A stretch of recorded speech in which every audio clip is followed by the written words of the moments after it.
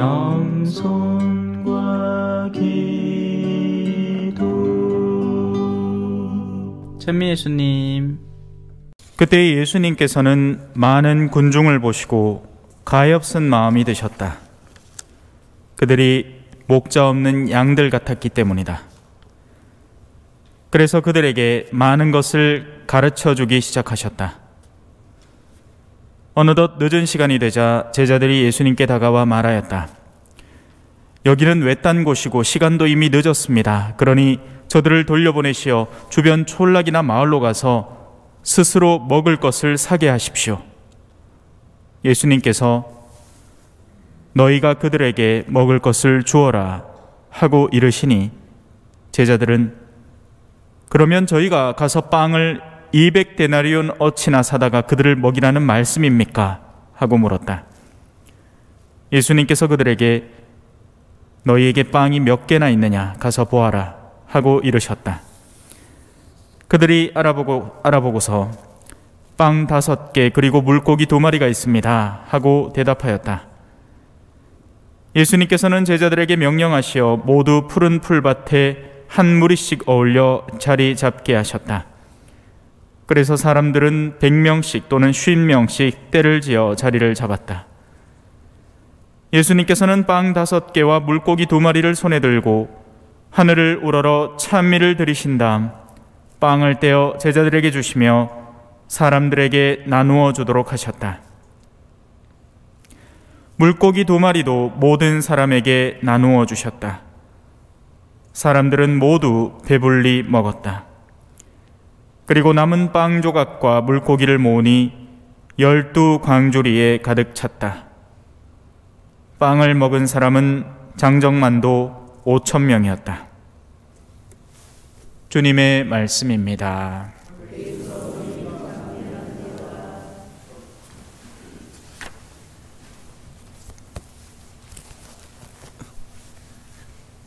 찬미 예수님.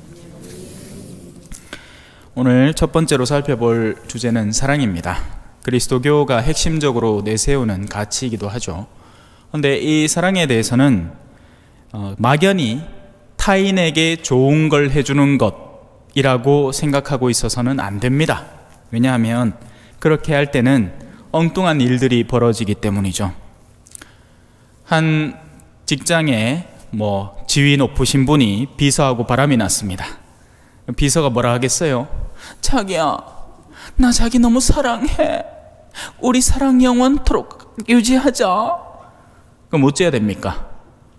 그 직장의 그 높으신 지위의 분이 그러면 그리스도인이다. 그래. 오늘 성당 가보있기네. 사랑하라 하더라. 내니 사랑할게. 이러면 됩니까? 안 되죠.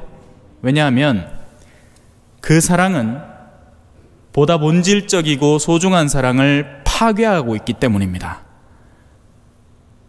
헌신해야 되고 관계를 유지해야 되고 그와 연계된 수많은 가족들이 들러붙어 있는 보다 더 소중하고 힘들지만 유지해 나가야 되는 그 사랑에서 빠져나가는 손쉬운 방법이고 더 쾌락적이고 나의 육체에 즐거움을 주는 사랑이기 때문이죠.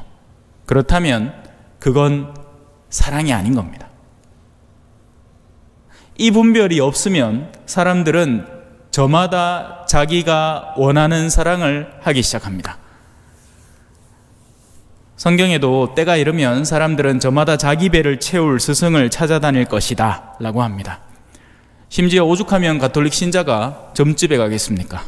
왜냐하면 거기 가면 자기가 목적하는 바, 자기가 추구하는 바를 만족시켜줄 어떤 대답을 듣는다고 자기 스스로 믿기 때문이죠. 그러면서 뭘 파괴하고 있습니까? 하느님과의 본질적인 관계를 무너뜨리고 파괴하는 겁니다. 하지만 무엇이 심각한지, 무엇이 잘못되어 있는지 본인은 모르죠. 사랑하지 않는 사람은 하느님을 알지 못합니다 라는 이 표현 안에는 올바른 사랑이라는 전제가 깔려 있는 겁니다. 그냥 막연히 무조건 누군가를 좋게 해준다, 이건 사랑이 아닌 거죠. 아이들은 제 멋대로 하고 싶어 합니다. 아이들을 가만히 살펴보면요, 집에 똥개를 가만히 살펴봐도 그렇고 이걸 한번 물어봅니다. 그리고는 주인 눈치를 봐요. 주인이 가만히 있으면 더 묻니다. 제 신발끈을 한번 물어서 이렇게 흐트려 봐요. 반응이 없으면 이제는 아예 그냥 뜯어 발깁니다. 그래서 제 방에는 실내화가 저기가 있고 저기가 있고 그래요. 우리 복돌이가 여기다 갖다 놓고 저기다 갖다 놓고 제가 딴 거 한다고 바쁘니까 아유 그냥 둡니다. 예. 근데 그러다가 전선을 물면 가만히 있지 않습니다. 예. 이놈 하고 심지어 필요하다면 머리를 콩 때리기도 해요. 위험하기 때문이죠. 죽을 수도 있기 때문이에요. 감전되면 큰일 나잖아요. 이래도 별말 없겠지, 저래도 별말 없겠지 하면서 조금씩 넓혀가는 겁니다. 아니에요. 한계에 다다를 겁니다. 어느 순간인가 멈추게 될 거예요. 자, 화답송은 그래서 우리에게 이렇게 가르칩니다. 하느님, 당신의 공정을 임금에게, 당신의 정의를 임금의 아들에게 베푸소서. 공정과 정의가 베풀어지는 권력자는 어떤 느낌일까요? 여러분, 이 세상에서 높은 데에 올라가기 위해서 정말 자기를 정의와 공정 안에서 단련하는 사람을 보신 적이 있습니까? 저는 거의 못 봤습니다. 거의 못 봤어요. 무슨 수를 써서라도 뒷돈을 받고 뒷구녕을 열어놓고 뭔가 뭐랄까요? 하면 안 되는 영역을 하기에 올라갈 수 있는 겁니다. 물론 다 그렇진 않아요. 예, 성실하고 책임 있게 일하는 사람이 있긴 합니다만 세금 낼 것 안 내면 돈 뭘 벌죠. 간단한 이야기잖아요. 어떻게든지 합법적인 수단으로 그것을 피할 방법을 강구하는 겁니다. 그러다 보니 2살짜리가 아파트를 갖고 있어요. 예. 말이 됩니까? 안 되지. 하지만 법적으로는 괜찮은 거예요. 피한 겁니다. 물론 이제는 그것도 쉽지는 않겠죠. 그러니 하느님, 당신의 공정을 임금에게, 당신의 정의를 임금의 아들에게 베푸소서라는 이 표현 안에는 우리가 시편을 듣기에는 아름답게 들리는 이야기지만 실제로 그 일을 우리가 겪을 때, 하느님의 공정이 우리에게 베풀어질 때 우리에게 득이 될 수도 혹은 우리에게 쓰라린 체험이 될 수도 있는 겁니다. 각오하고 있어야 돼요. 하느님의 공정은 마냥 모두에게 그 감정적으로 유익함을 주는 게 아니라는 겁니다. 이걸 착각하면 그러니까 섭섭한 일이 많아지죠. 하느님은 나를 다스리려고 나에게서 존재하는 것을 빼앗아가는데, 때로는 내 시간을 빼앗아가고 때로는 내 여유를 빼앗아가고 때로는 내가 안락하게 누릴 것들을 빼앗아가는데, 나는 하느님께 도리어 화를 내는 겁니다. 아니, 신앙을 갖고 내가 이렇게 열심히 당신을 믿는다고 카마 나한테 안락을 보장해 줘야 되는 게 하느님이 하는 일 아니냐? 그건 아니죠. 그건 내가 정한 하느님입니다. 내가 만들어 놓은 하느님이에요.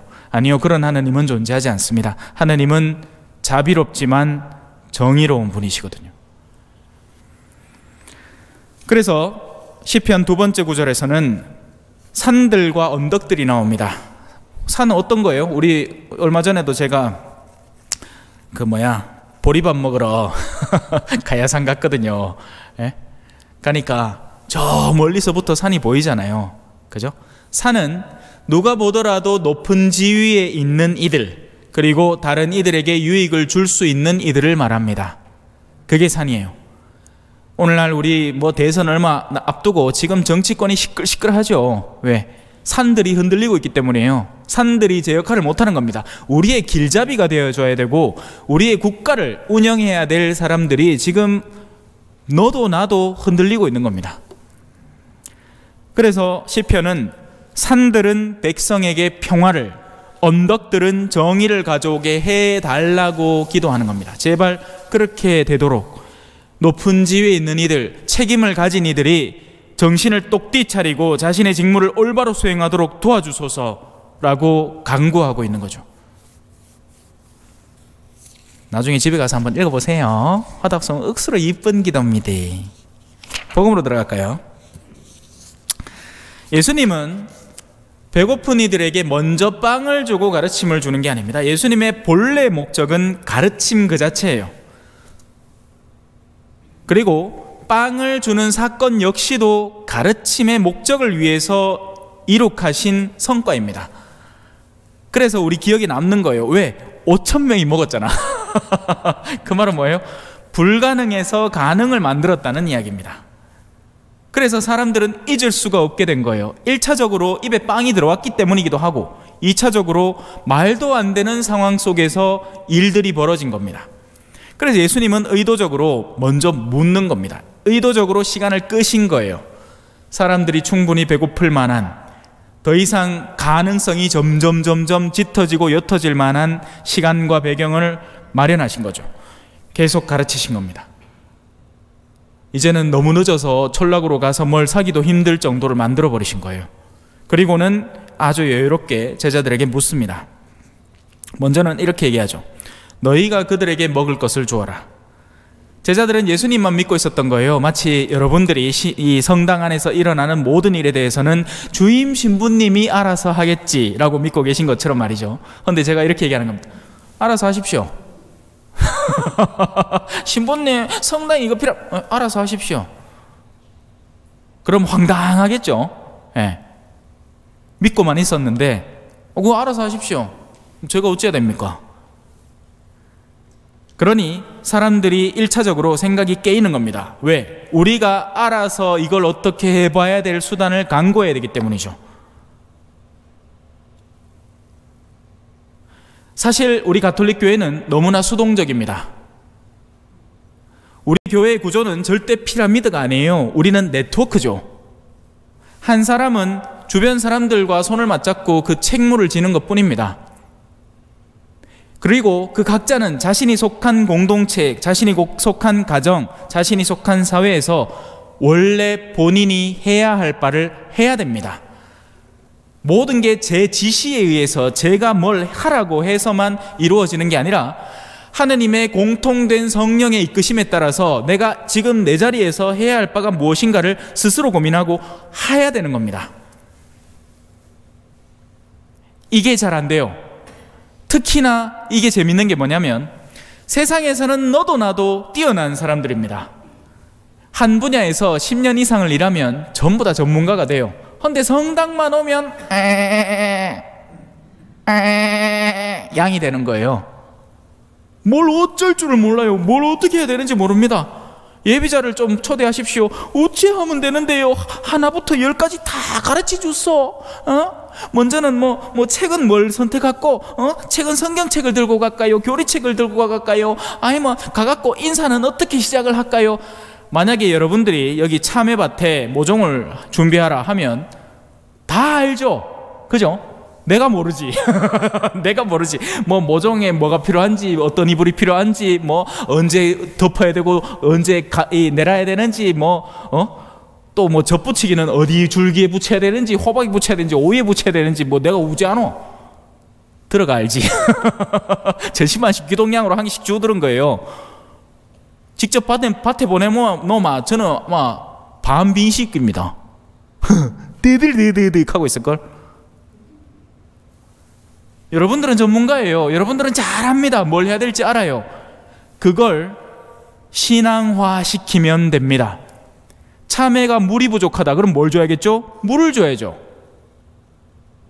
참외가 춥겠다. 그럼 뭐 해야겠죠? 덮어줘야지. 초전성당에 무엇이 필요합니까? 너희가 그들에게 먹을 것을 주어라. 만약에 아이고 우리 성당 아무 문제 없네요. 막 그대로 살만 되계십니다. 그냥 그대로 사십시오. 하지만 제가 봤을 때는 그렇지 않습니다. 초전성당은 아니요. 전 가톨릭 교회는 서서히 잠식되어 가고 있습니다. 성소도 죽어가고 있고 새로 오는 사람이 없죠. 그나마 있던 사람들도 나가는 중입니다. 냉담자 양산소가 되어가고 있습니다. 어떻게 해야 되나요? 네, 가장 쉬운 방법이 있죠. 신부님 때문입니다. 아담과 이브가 그랬습니다. 너는 왜 금지된 열매를 먹었느냐? 아니, 요 옆에 있는 이브가 내한테 빨간 열매를 하나 준다 아닙니까? 근데 그래 내가 얼마나 나한테 무락하는지 그래서 묻는데, 가만히 볼게 야를 누가 만들어줬더라 내한테. 누구예요? 하느님. 전신만신 하느님 탓인 겁니다. 왜? 원인을 다 따지고 들어가면 다 하느님 탓이니까요. 애시당초 창조를 하지를 말지 만닫고 만들어나가 우리가 이 고생을 하게 만듭니까? 이거 아닙니까? 그죠? 아니에요. 하느님은 사랑으로 세상을 만드셨고 우리가 각자의 자리에서 저마다 해야 할 몫을 남겨놓으셨습니다. 그리고 우리에게 자유를 선물하셨죠. 그 자유가 있으니 선도 있고 악도 있는 거예요. 자유가 있으니 무엇을 해야 할 바를 알아야 하고 그거 아는 바를 실천해야 되는 겁니다. 그런 줄 몰랐습니다 라고 대답할 수 없는 거예요. 거짓됨이 있으면 진리로 밝혀야 되는 거고요. 그릇됨이 있으면 세워야 되는 거고요. 참외줄기가 꺾어져 있으면 새아가 다시 새로 접을 붙이든가 뭘 띨띨 감든가 해야 될 거 아닙니까? 압니다. 우리는 뭘 해야 될지 알아요. 모르지 않아요. 하기 싫은 거죠.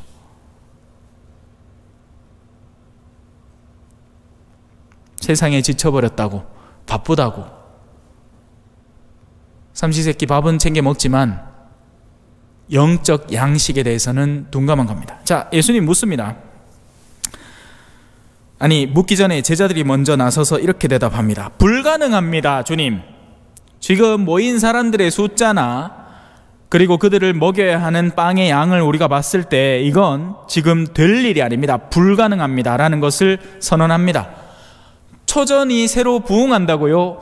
주님, 불가능합니다. 말도 안 됩니다. 여 밖에 있던 사람들 몇십 년 여 같이 살아오고 있는데 성당 근처 한 번도 안 온 사람들이고 또 냉남자들 벌써 몇 번이나 수십 왔는데 안 옵니다. 안 됩니다. 될 일이 아닙니다. 불가능합니다. 그래서 예수님은 그들에게 묻습니다. 너희에게 빵이 몇 개나 있느냐? 한번 가서 살펴봐라. 빵은 뭘까요? 생선은 뭘까요? 제자들이 예수님이 부활하고 난 뒤에 고기를 잡았죠. 우리 옛날에 모나미 볼펜 보면 모나미 153이라고 적혀있죠. 그죠? 153마리의 물고기가 잡혔습니다. 물고기는 뭘 의미하죠? 사람을 의미합니다. 인력을 상징하는 거죠. 빵은 여러분들은 여기 와서 뭘 먹죠? 빵 먹죠. 예수 그리스도의 몸, 은총의 체험을 말하는 겁니다. 말씀을 의미하는 거죠. 주님, 말씀이 너무 부족합니다. 주님, 일할 사람이 없습니다. 끽해봐야 일할 사람 둘에 먹을 빵은 5개뿐이네요. 빵이라고는 매주일날 하는 미사, 거기서 이루어지는 강론, 신부님이 끽끽 나눠주는 그냥 목요일마다의 성경 강의, 여기 다 압니다. 없습니다. 찾아봐도 이빠이 없습니다. 갖고 온나? 간단해요. 축복하고 나눠주면 끝나는 겁니다. 하겠다는 사람과 더불어서 일하기 시작하면 됩니다. 그러면 그 열매 맺는 씨앗들이 작게는 30명, 많게는 100명씩 한 사람당 수많은 열매를 맺기 시작하는 거죠. 여러분, 달란트를 벌지 않으면 아무리 신앙생활을 열심히 하고 기도를 많이 하고 미사를 많이 참여하더라도 나중에 하느님한테 큰 소리를 듣게 될 겁니다. 이 악하고 게으른 종아, 내가 너에게 달란트를 맡기지 않았느냐? 그 달란트를 통해서 얼마를 벌어들였느냐를 물으실 하느님이지, 그래 네 달란트 그래 광이 반딱반딱하네, 그동안 얼마나 묵주기도를 했는지 성경 쓰기는 얼마나 많이 했는지 아이고 반딱반딱하이 좋네 하실 분이 아닙니다. 호통을 치실 거예요. 주님, 저희가 주님의 집에서 오뎅도끼리 묵고 게도끼리 묵고 성당과 미사도 드리고 하지 않았습니까? 주님, 나는 너희를 모른다. 내게서 물러가라. 이 악을 일삼는 자들아, 무엇이 악인지도 우리는 모르기 때문입니다. 무엇이 악일까요? 내가 사람을 쑤셔 죽여야 악일까요? 아닙니다. 하느님의 뜻을 알아보지 못하고 그분께서 원하시는 바에 정반대로 행동할 때 그것이 곧 악인 겁니다.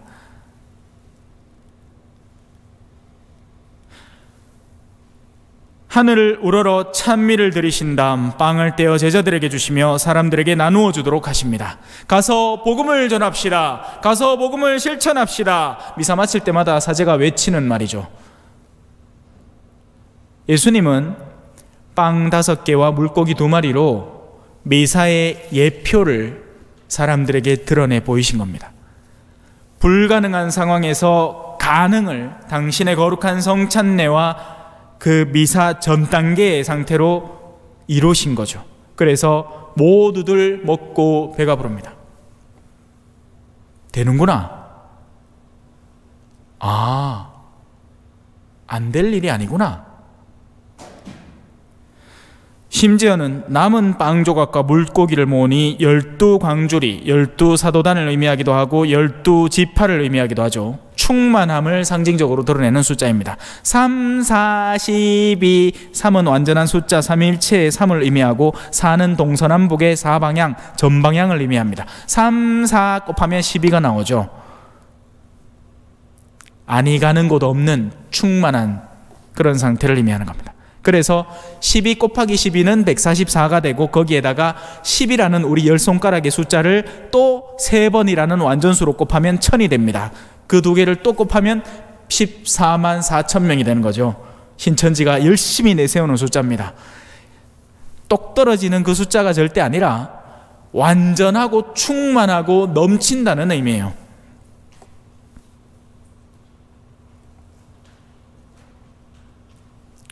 (5천 명이) 배불리 먹고 남은 빵 조각도 넉넉합니다. 신앙은 부족함이 없을 겁니다. 찾는 이는 누구나 만족스럽게 그 신앙을 받아들이고 먹을 거예요. 부족한 건 우리의 의지죠. 하고자 하는 마음, 빵이 되고자 하는. 옛날 이냐시오 성인이 당신의 순교사 안에서 그런 이야기를 했습니다. 나는 이제 사자에게 씹어 먹힐 겁니다. 하지만 미리삭이 갈려야 빵이 되는 것처럼 나 역시도 갈려버릴 겁니다. 사자의 이빨에 갈려서, 그리고 그 말은 그 말 그대로 이루어졌죠. 바로 그 이냐시오 성인의 그 말씀처럼, 그분 말고 그 순교자 이냐시오 있습니다. 여튼 그 덕에 수많은 사람들이 그분의 영성에서 힘을 얻고 다시 신앙을 되살리는 거죠. 신앙을 살아가는 이들은 자신의 삶의 자리에서 죽어야 됩니다. 어머니들, 할머니들은 아직 숨이 붙어 있는 동안 우리의 신앙을 조금이라도 더 적극적이고 성실하게 전할 수 있도록 갈려져야 됩니다. 아멘.